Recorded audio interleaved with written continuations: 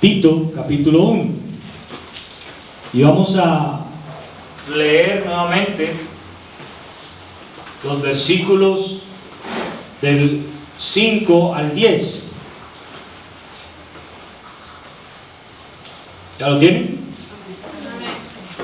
Dice: por esta causa te dejé en Creta, para que corrigieses lo deficiente, y establecieses ancianos en cada ciudad, así como yo te mandé. El que fuere irreprensible, marido de una sola mujer, y tenga hijos creyentes, que no estén acusados de disolución y de rebeldía, porque es necesario que el obispo sea irreprensible como administrador de Dios, no soberbio, no iracundo, no dado al vino, no pendenciero, no codicioso de ganancias deshonestas, sino hospedador, amante de lo bueno, sobrio, justo, santo, dueño de sí mismo, retenedor de la palabra fiel tal como ha sido enseñada, para que también pueda exhortar con sana enseñanza y convencer a los que se contradicen, porque hay aún muchos contumaces, habladores de vanidades, engañadores, mayormente los de la circuncisión.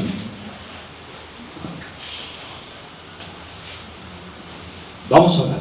Padre, queremos en esta mañana darte gracias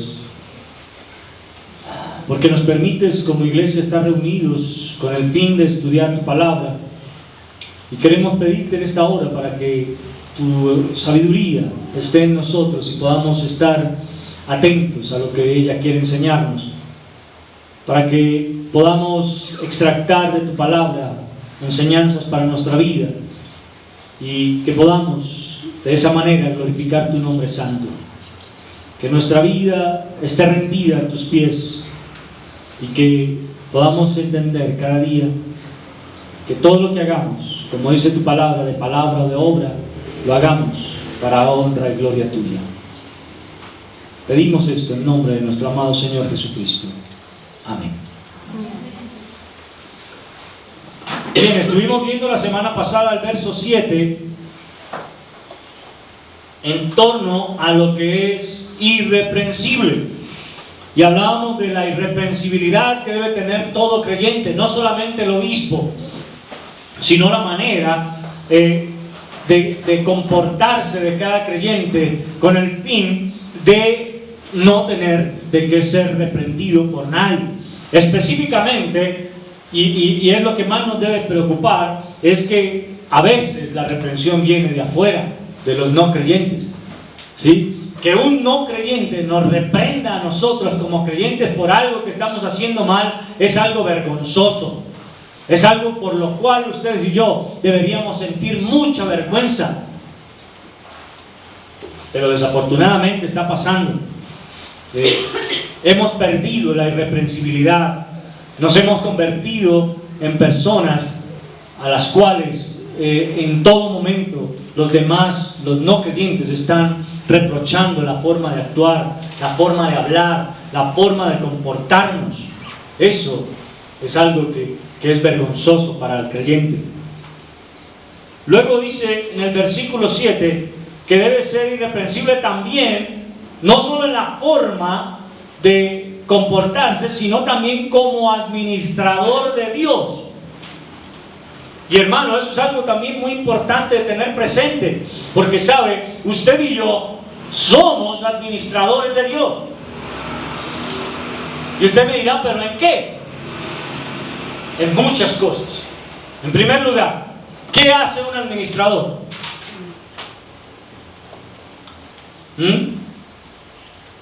¿Qué es lo que hace un administrador?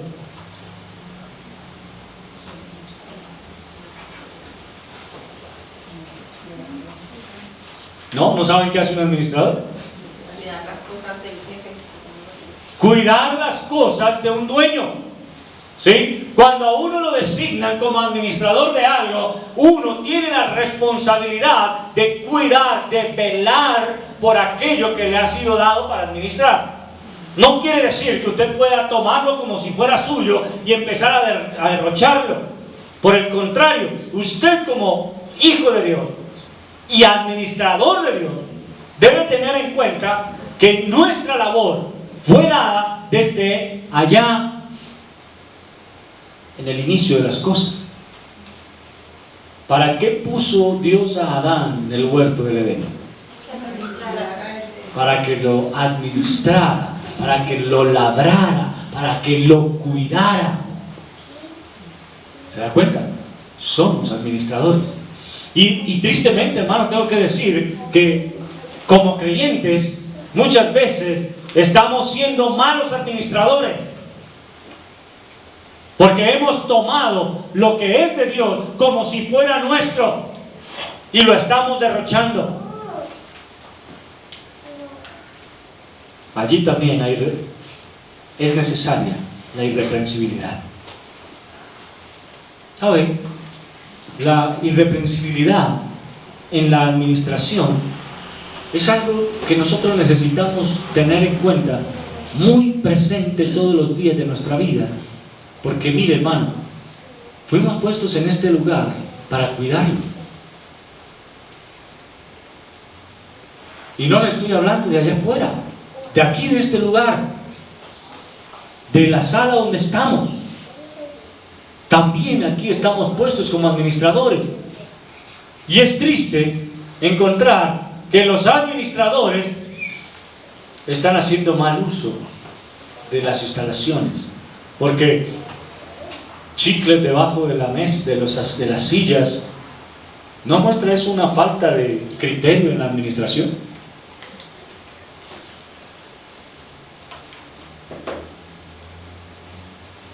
Yo le pediría, pase su mano por debajo de la silla, a ver qué encuentra. Y pregúntese si usted se sentó en esa silla la semana pasada. Y si fue usted el que se sentó en esa silla la semana pasada, ¿por qué está lo que está ahí? ¿Me hago entender? Pero también estamos viendo cosas como, por ejemplo, que no nos importa dañar las cosas que están aquí, que no son nuestras, sino que están dadas para el servicio de la obra del Señor. Entonces, rayamos las mesas. Si se parte el plato o el pocillo, no lo pagamos, porque ¿para qué? Si me llevo algo, no lo vuelvo a traer. Y cosas como esas que sencillamente muestran que no estamos siendo buenos administradores. Porque un buen administrador es aquel que cuando el Señor le llame a dar cuenta de su mayordomía, podrá decir: Señor, aquí están las cuentas que me diste y esto es lo que se ha ganado con lo que me diste. ¿Se acuerda de la parábola de los talentos?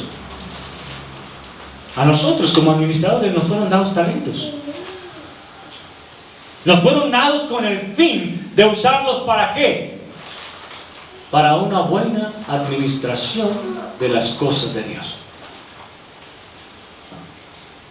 Pero ahora salgámonos un poquito. ¿Cierto que usted nunca tira un papel a la calle? ¿Cierto que usted cuando se está comiendo el dulce no bota a la calle el papel? Cuando se toma el tinto que compró en la calle, ¿dónde deposita el vaso desechable?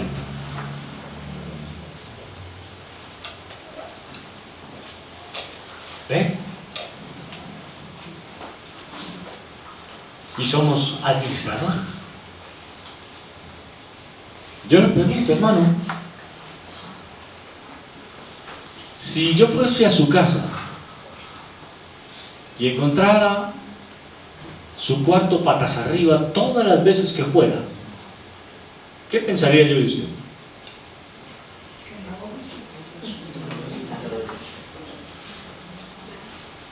¿Qué cree que podría yo pensar de usted?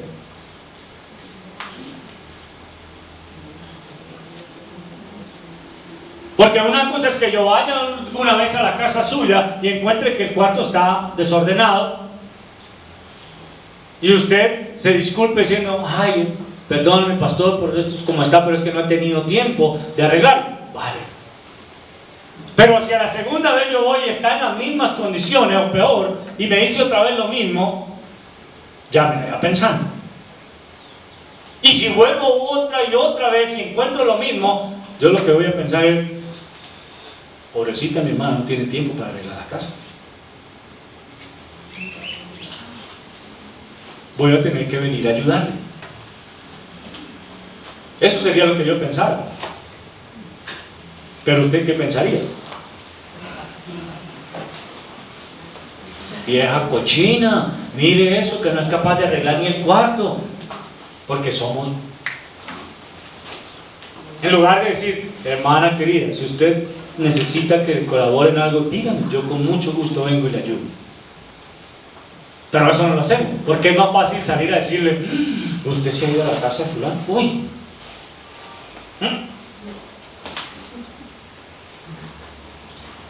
Eso es lo que hacemos. Pero pongámonos en el caso de un administrador. Si usted como administrador de los recursos que Dios le provee, cada mes se está viendo en las condiciones de no tengo, me hace falta, se me acabó. ¿Por qué cree que es? Porque hay mala administración. Y los malos administradores del dinero que ganan en su casa, no solamente son malos administradores del dinero que ganan, sino de todo. Escúcheme bien eso. Un mal administrador de sí mismo nunca podrá administrar nada de nadie. Y sabe, déjeme decirle algo, hermano. No si usted quiere. Dios lo colocó a usted y a mí como administradores de todo lo que existe. Y tenemos que ser buenos administradores. ¿Para qué? Para que podamos ser irreprensibles como administradores. ¿Qué pasa con un administrador en el que presenta sus cuentas a todo momento en rojo? ¿Usted lo querría para que administre sus cosas? ¿Cierto que no? Si a usted como administrador le ha sido delegada una labor, ahora no me diga, no, pero es que yo no he estudiado para ser administrador. No, es que no necesitamos estudiar. El Señor nos designó como administradores y es con el fin de que cuidemos su creación. Solamente pregúntese algo. ¿Cuándo fue la última vez que usted hizo algo en beneficio del planeta? ¿Cuándo fue?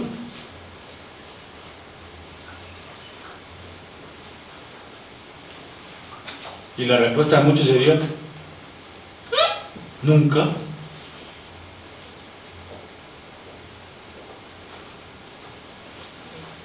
Y sí, hermanos, sabemos que esto va a ser destruido. La Escritura dice que esto va a ser destruido, pero no por eso usted y yo podemos destruirlo. Porque el administrador está puesto para cuidar. El único que destruye es el dueño, y usted y yo no lo somos. Él es el único que tiene el derecho de destruir. Y nosotros no somos dueños de nada. Así que si usted no es dueño de nada, ¿por qué se comporta como si lo fuera?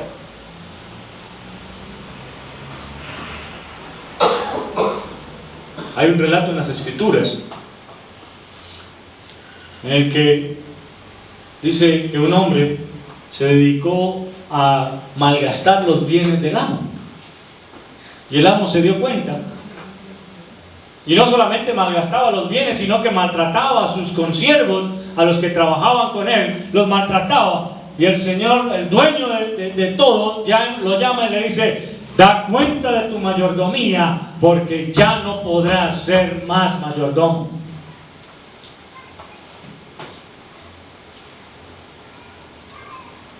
Hermano, nosotros, como administradores, somos los mayordomos que Dios ha puesto.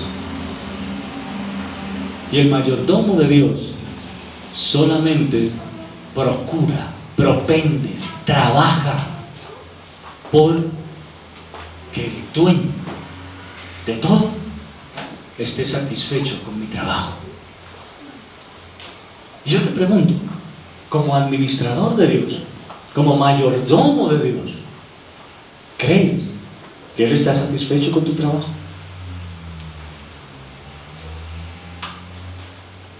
¿Crees que Él está satisfecho con la forma en la que has estado haciendo las cosas hasta el día de hoy?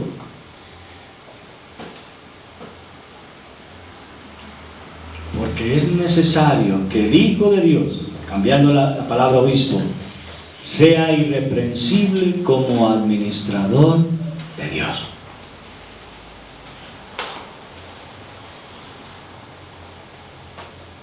¿Por qué razón yo, como administrador de la iglesia, no meto mis manos en el dinero? ¿Por qué razón? ¿Saben ustedes?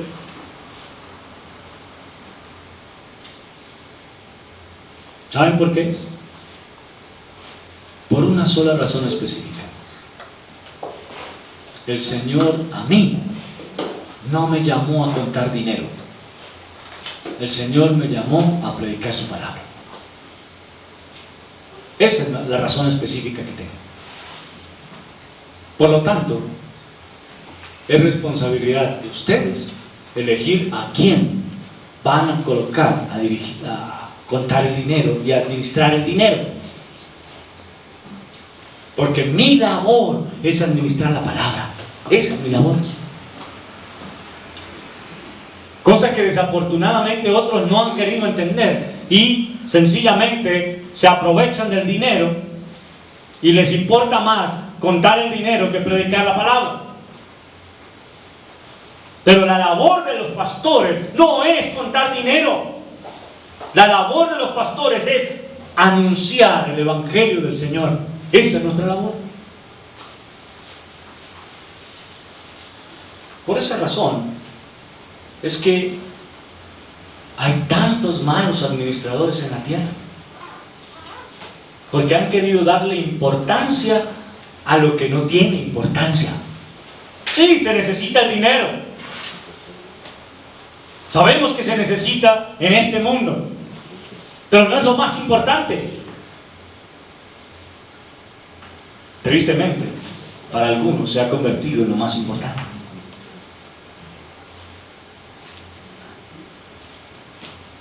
Ya han leído ustedes el pasaje de Apocalipsis, allá al final, cuando dice que llegará un momento en el que el dinero no tendrá valor. Y que así usted tenga plata no va a poder comprar nada.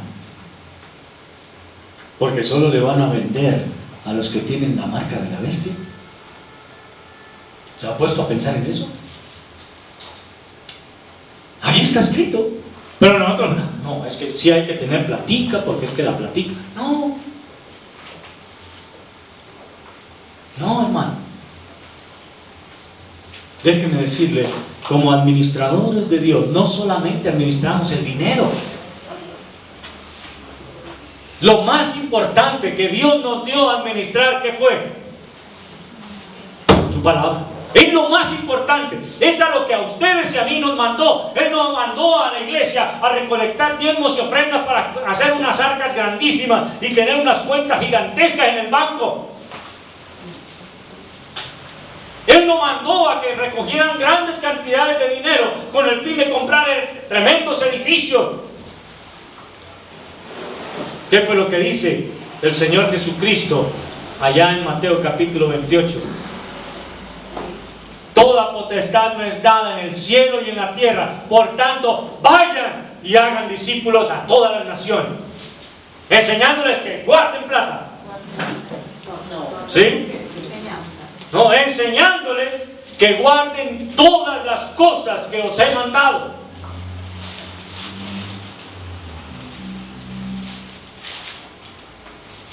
Hechos capítulo 1 también dice Versículo 8.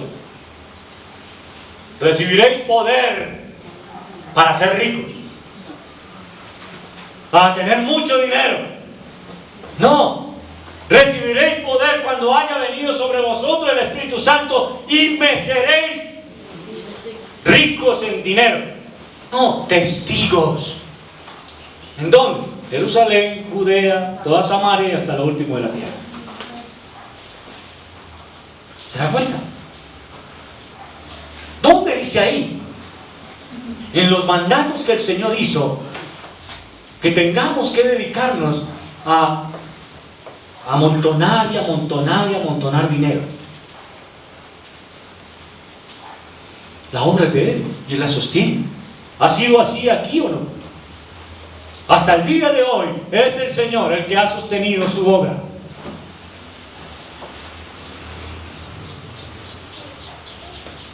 Hasta el día de hoy. Y sé que mientras sigamos haciendo su obra, Él la seguirá sosteniendo.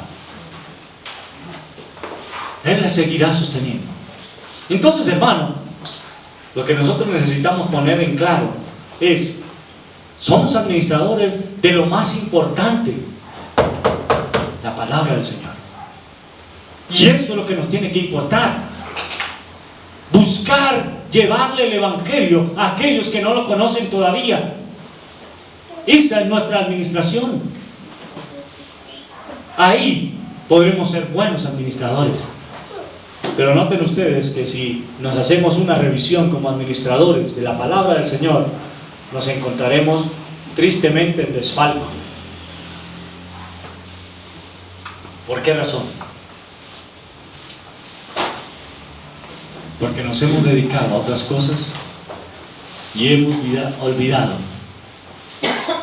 lo que el Señor quería que administráramos. La enseñanza de su palabra a otros. Eso es lo que realmente nos debería motivar cada día a hacer las cosas. Es necesario que el obispo sea irreprensible como administrador de Dios. Hermano, no es a cualquiera que estamos administrando. Es al dueño absoluto del universo entero. A Él es a quien estamos administrando. ¿Y ustedes creen que podremos presentarnos delante de Él en algún momento y presentarle excusas diciéndole: es que yo no vi, es que no me di cuenta, es que se me cayó, es que no pude? Volvamos a la parábola de los talentos. Señor, sabía que eras hombre duro, que ciegas donde no sembraste y recoges donde no esparciste, por lo tanto tuve miedo y escondí el dinero. He aquí lo que es tuyo. ¿Se acuerdan qué le dijo el Señor? Siervo malo y negligente, por tu palabra te juzgo. Sabías que soy hombre duro, que recojo donde no sembré y ciego donde no esparcí. Por lo tanto debías haber dado mi dinero a los banqueros para que cuando yo lo recogiera recibiera por lo menos los intereses. Quitadle pues al siervo inútil el talento y dádselo al que tiene 10. Y al siervo malo y negligente, echadlo en las tinieblas de afuera, donde será el lloro y el crujir de dientes. ¿Se da cuenta?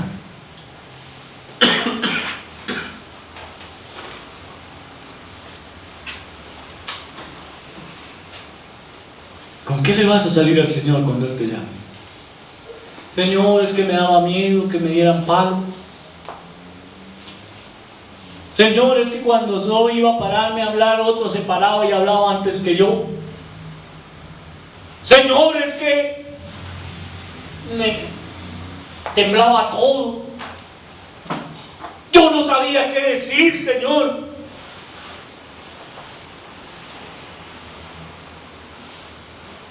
Anoche, en un momento, antes de acostarme, bueno, ya acostado, veíamos una película, no sé de dónde estaba ese canal. Había una película y hubo una escena que me llamó mucho la atención, porque era un ancianito que se había dedicado a predicarle el evangelio a los muchachos de su barrio. Y estamos hablando de chicos de 11, 12, 14 años. Y tenía un grupito de 3 chicos a los cuales les compartía la palabra, se sentaba con ellos y les llevaba el evangelio, les regaló una Biblia a ellos, a cada uno. Y un día ellos le dijeron: ay, señor tal, estamos muy tristes porque hay un hombre, hay un muchacho que donde quiera que nos ve, nos pega, nos hace daño. ¿Qué podemos hacer? Y él les dijo: ven, sigan. Los llevó a un cementerio y les dijo: escuchen, escuchen. Y ellos se pusieron, pero no se oye nada. Dijo: acércate a la tumba, pega tu oído a la lápida. Y ellos le hicieron caso y pusieron sus oídos ahí.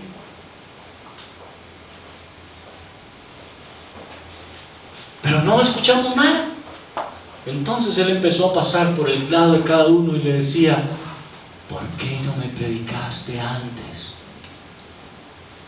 ¿Por qué no me dijiste que Cristo había venido por mí? ¿Por qué no me enseñaste el Evangelio?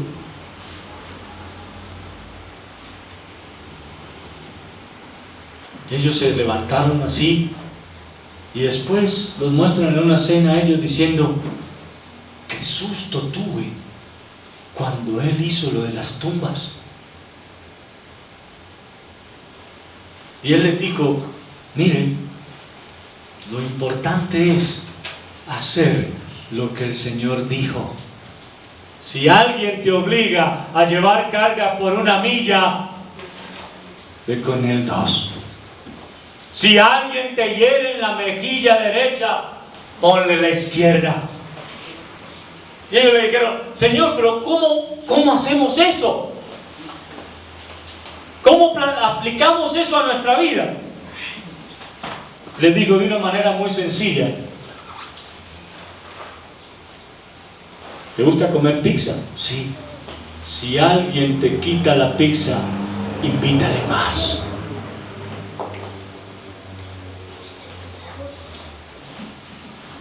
Y me hacía pensar precisamente en esto de que somos administradores del Señor. Y muchas veces estamos callados, hermanos, teniendo muchas posibilidades de hablarles a otros de Cristo, pero no lo hacemos porque creemos que no es el momento y no utilizamos los mecanismos que Dios nos ha dado de su palabra para llevar el Evangelio a otros.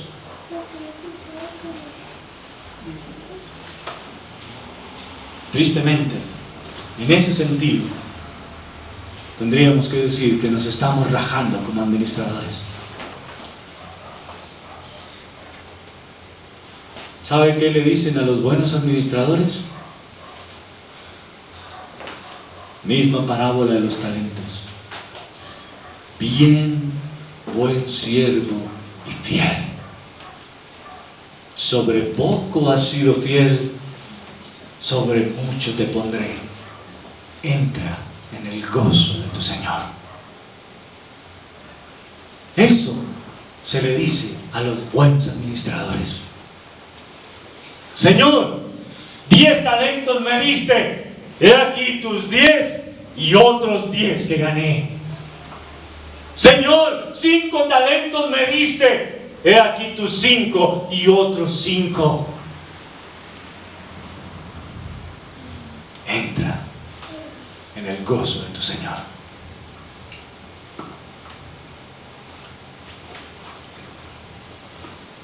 Si pusiéramos los talentos como las ocasiones en las cuales Dios nos ha permitido compartir a otros de Cristo,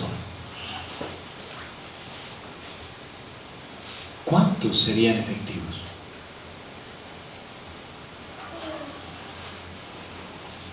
¿Cuántos hemos dejado de desperdiciar? ¿Cuántos se han alejado de nosotros sin haberles anunciado el Evangelio? ¿Cuántos?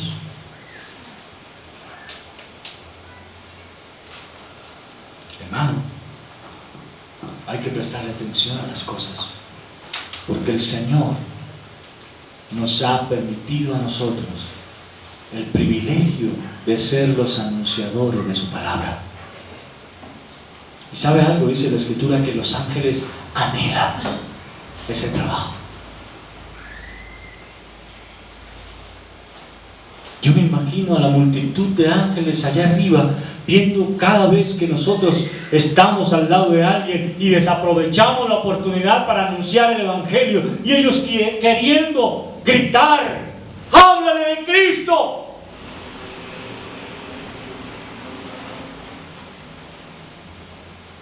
¿Por qué no le hablaste? ¿Por qué lo dejaste ir sin anunciarle tu palabra, la palabra del Señor, cuando ellos desearían poderlo hacer, pero a ellos no les fue dado? Y nosotros somos los administradores. ¿Por qué cree que el Señor dijo, cuando iba entrando a Jerusalén, y todos le decían: maestro, diles que se callen, que dejen esa algarabía, ¿cómo se les ocurre hacer todo ese escándalo? Y el Señor, ¿qué les dijo? En verdad os digo que si estos se callan, aún las piedras hablarían. ¿Y sabe qué es lo triste? Que hoy en día tal vez muchos cristianos, como administradores, están esperando a que las piedras hablen, porque ellos se han rajado como administradores.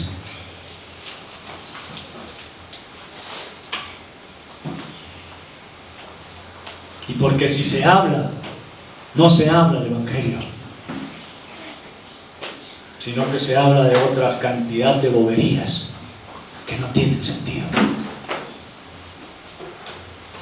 Es por eso que el Señor nos ha dado a usted y a mí el privilegio de ser sus administradores.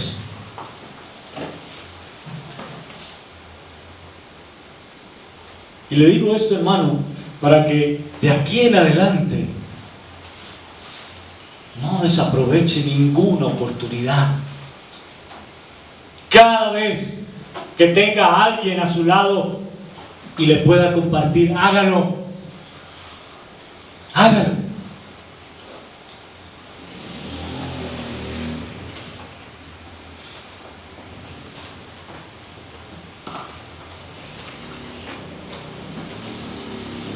No sabe cuánta gente afuera todavía no ha sido llamada porque usted y yo estamos callados.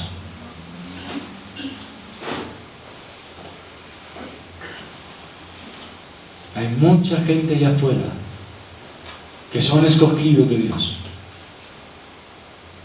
pero no han llegado porque nosotros, que tenemos el mandato de ser administradores de la palabra, estamos callados. Sí, es Dios el que añade a la iglesia cada día a los que han de ser salvos. En eso estamos de acuerdo. Pero Él estableció que era por medio de nuestra predicación que ellos llegarían. Así que si no han llegado es ¿por qué? Porque no estamos predicando.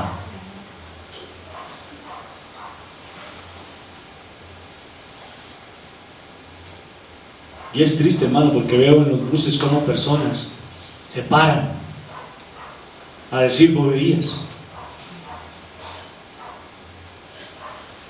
Y nosotros estamos callados.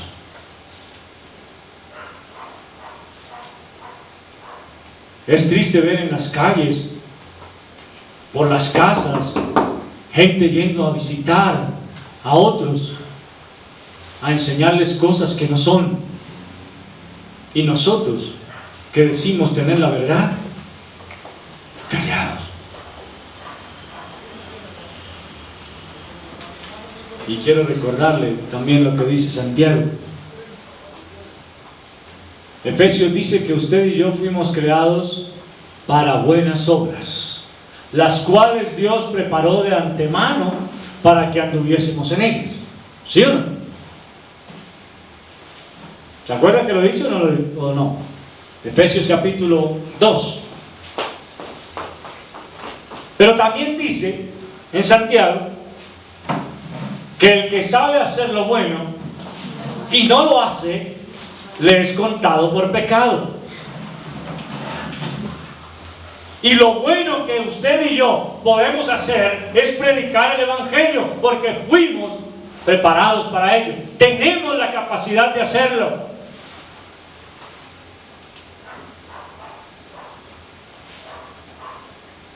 Pero no lo estamos haciendo. Y el no hacerlo es dejar de hacer lo bueno. Y eso, para nosotros, es pecado.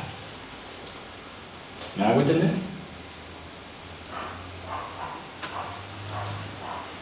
Ay, hermanos queridos, es necesario que el obispo sea irreprensible como administrador de Dios.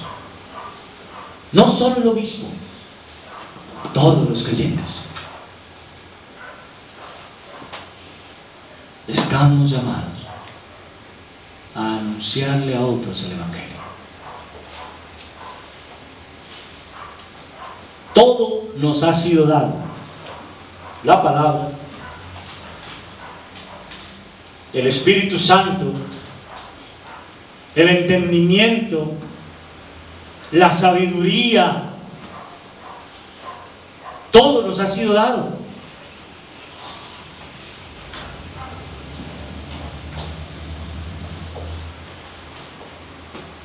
Pero estamos haciendo lo mismo que el siervo inútil, enterrándolo bajo tierra para que no tenga yo ningún tipo de compromiso.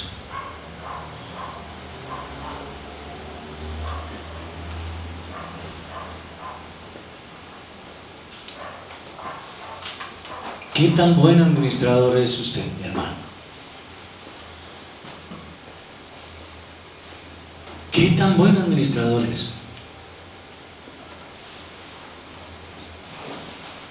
¿Se raja? Si en este momento le pidieran cuentas, ¿cómo lo encontraría?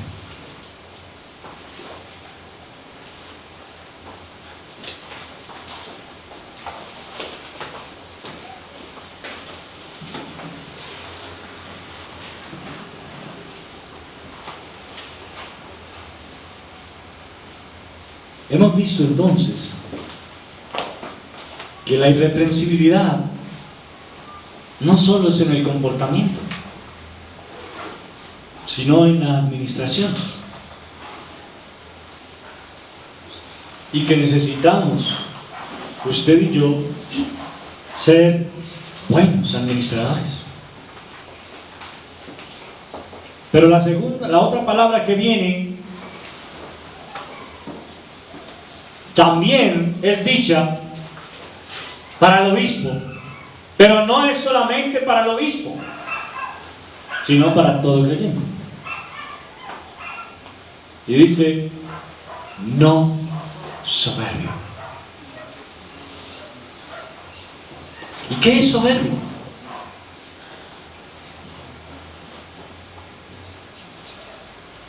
¿A quién se le considera una persona soberbia?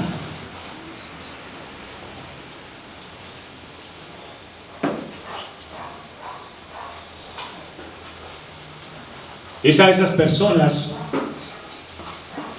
que, como dicen en mi tierra, prenden como carro viejo, un empujón para que prenda. O también les dicen fosforitos, solo el rastrillarle, de una vez sale la chispa, la llama.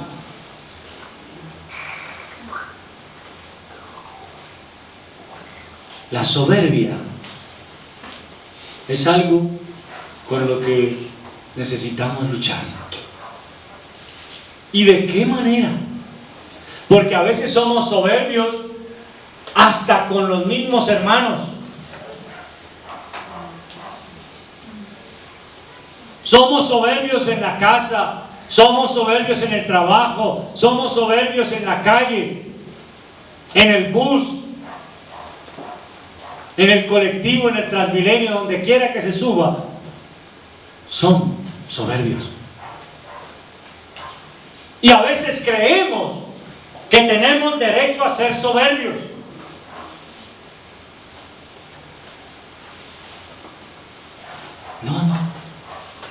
No tenemos derecho a ser soberbios. Usando la palabra del Chavo, cuando dice, la mentira nunca es buena, mata el alma y la envenena. ¿Qué tal si cambia la mentira por la soberbia? ¿Sabe? La soberbia es algo que nos daña de manera personal. Porque una persona que es soberbia no solo hace daño a los demás, sino que se puede hacer daño a sí mismo.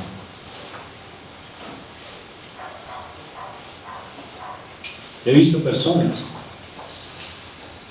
que, llenos de soberbia, se agreden a sí mismos.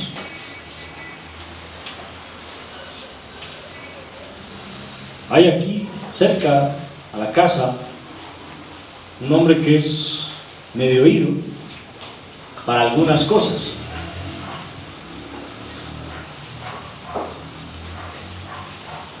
Anda con un garrote en la mano. Y según él cuida carros. Pero cuando la gente no le da, los amenaza con ese garrote. Cuando la gente no le da dinero por la cuidada del carro, los amenaza con el garrote. Anteriormente, lo más fácil era llamar a la policía para que se lo llevara. Pero la policía llegó a un punto en el que decía, no lo podemos llevar, porque es que el tipo se empieza a hacer daño él mismo dentro de la radiopatrulla y después dice que fuimos nosotros los que le pegamos. Así que ellos prefirieron no meterse más en el asunto. Y es impresionante porque yo no creía que fuera verdad que él mismo se hiciera daño, pero en una ocasión tuve la oportunidad de verlo y él cogía su cabeza y la estrellaba contra el piso hasta romperse. Pero ¿cómo es posible que una persona haga una cosa de esas? Simplemente dejándose llevar por la soberbia.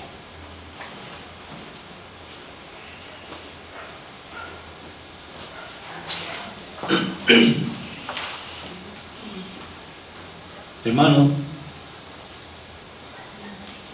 hay personas que en medio de su soberbia hacen cosas de las cuales después se arrepienten. Como por ejemplo, pegarle a otra persona o amenazar a otro con actividades. Por ejemplo, vieron ustedes lo que pasó, que constantemente está pasando en las noticias y que ahora le llaman, es que es intolerancia.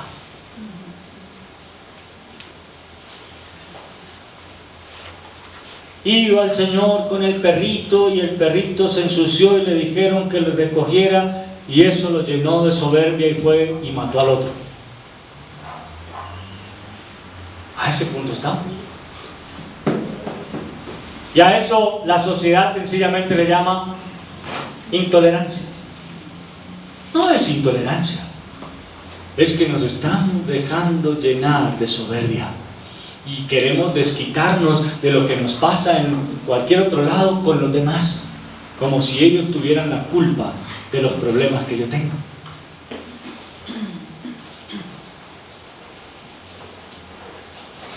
Pero el creyente necesita tener mucho cuidado también con esto.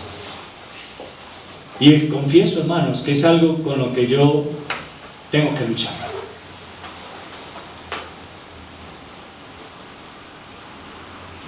Tengo que luchar con eso, porque a veces me exaspera algo muy fácilmente. Pero gracias a Dios yo nunca he llegado al punto de agredir a nadie. No me gusta eso, no me llama la atención agredir a alguien. Pero de pronto sí digo cosas que son dañinas. Y me sucedió en el hospital en una ocasión. Yo necesitaba entrar a dejarle pañales y ropa a mi suegro. Y había un vigilante ahí. Yo mostré la ficha de ingreso de 24 horas. Pero él quería que yo le dijera cómo se llamaba el paciente y en qué parte estaba para poder ir hasta allá. Estaba recién ingresado, no sabía yo ni siquiera dónde estaba y estaba en una condición que no fue muy buena, porque él se fue detrás de mí hasta que ya le dije, mire, señor, ¿por qué mejor no se calla? Usted está para cuidar la puerta, no para fregarle la vida a la gente. No, pero es que yo tengo que saber para dónde va. Y no, pues será que yo vengo aquí a sentarme a ver los pacientes, será que yo vengo aquí de paseo al hospital. Y se me fue saliendo, entonces, no, pero es que tiene que decir para dónde va. Y bueno, pues entonces sáquenme. Pero obviamente no se lo dije de la mejor manera. No se lo dije de la mejor manera y él sabe. Después, cuando ya me calmé, fui donde el hombre y le dije, hermano, disculpe. Yo sé que usted está haciendo su trabajo, pero venía indispuesto de la calle y usted no tenía la culpa, pero por favor discúlpeme. Pero ya el daño estaba hecho, porque ya yo había actuado de una manera soberbia en ese momento. Y no importa que uno pida disculpas en ese momento, porque ya el daño se hizo. Entonces lo que hay que hacer es, antes de cometer el error, frenarse. Y les pido, hermanos, que me ayuden a orar, porque sé que a veces me sucede. Entonces, sí, es necesario que el creyente deje la soberbia de lado. Escuchaba en una ocasión al pastor Adrian Rogers, que decía, se fue con su familia a un restaurante y entraron al restaurante y las mesas eran pequeñas, entonces ellos eran muchos y no cabían en una sola mesa. Así que ellos, sin preguntarle a nadie, tomaron una mesa y empezaron a juntarla a la otra. Pero la chica de la mesera se le acercó y le dijo: Señor, usted no puede hacer eso. Y él dijo: ya verás que sí. Y corrió la mesa. Pero después de que habían corrido la mesa y se sentaron, él dijo: ¿yo qué estoy haciendo? En este momento ella es la autoridad aquí, yo no tengo por qué pasar por encima de ella. La llamó y le dijo: señorita, discúlpeme, usted tiene toda la razón, yo no debía hacer eso. Y volvieron a dejar las mesas como estaban. Ahí se nota cuando nosotros nos dejamos llevar de nuestra soberbia.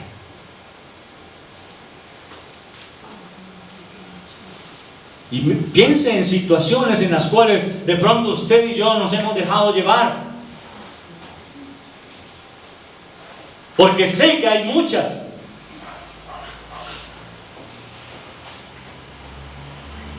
El problema es cuando nos quedamos con la soberbia. Es que, hermano, déjeme decirle algo. Sí, está bien que usted en algún momento le dé rabia de algo y haga lo contrario, pero reconozca su error. ¿Sí? Pero el problema es cuando usted cree que los equivocados son nosotros y el que tiene la razón es usted. Y no hace nada para solucionar lo que usted hizo mal. Entonces, es necesario que nosotros como creyentes le pidamos al Señor que nos quite la soberbia. Que nos la quite. Porque sabe, en un momento de soberbia de esos, podemos aún llegar a hacerle daño a alguien o que nos hagan daño a nosotros. Y eso es atentar contra nuestro propio cuerpo. Entonces miren lo que hace la soberbia: llevarnos a condiciones totalmente erráticas que no son nada agradables a los ojos de Dios, y por el contrario, ¿a quién se agrada? Al que no debemos agradar. ¿Se da cuenta? Entonces, mi hermano querido, quiero finalizar en esta mañana haciéndole pensar en esto. ¿Qué tan buen administrador eres? Y segundo, ¿qué tan soberbio eres?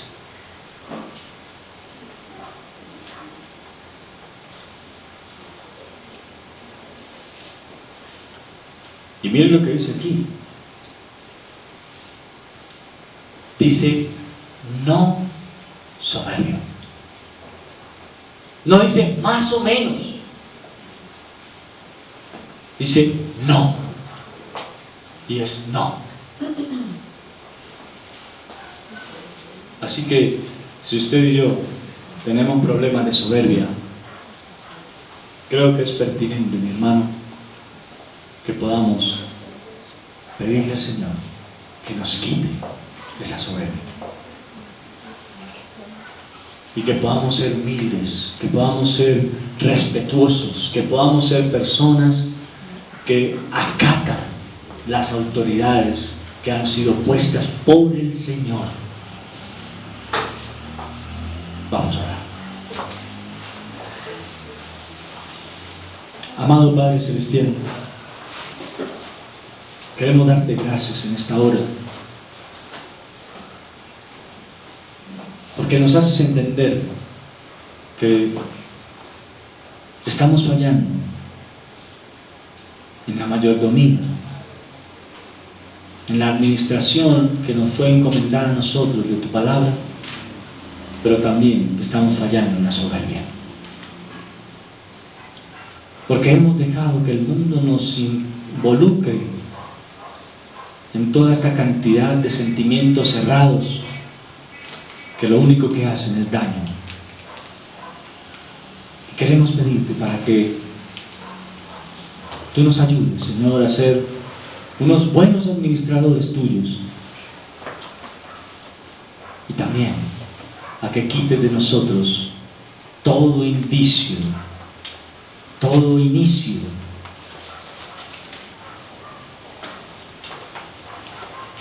de soberbia, porque reconocemos que muchas veces nos hemos dejado llevar por ella, con nuestros hermanos, en la iglesia, en el trabajo, o en cualquier lugar. Hemos actuado de manera soberbia. Queremos pedirte para que quites de nosotros esto. Te lo rogamos en el nombre de nuestro amado Señor Jesucristo. Amén. Hermanos del Señor.